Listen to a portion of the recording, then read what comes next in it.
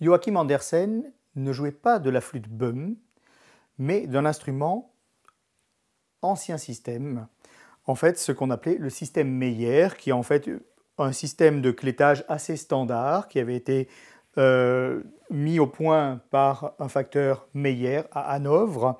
Et cette flûte-là reprend ce système. Elle est faite par Karl Gottlob Schuster Jr.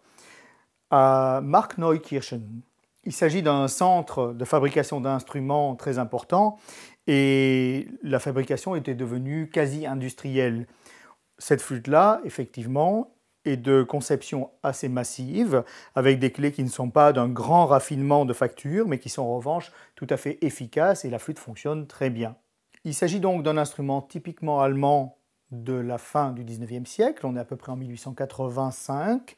On remarquera par exemple une embouchure très carrée de l'instrument, ce qui lui confère une sonorité assez large et puissante.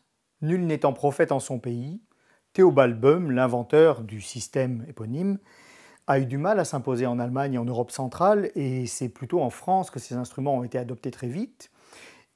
En Allemagne, on a continué à jouer l'ancien système pendant très longtemps. Les flûtistes recherchaient la grande palette de couleurs permise par ces instruments et qu'on considérait comme perdue avec les avancées de Theobald Böhm.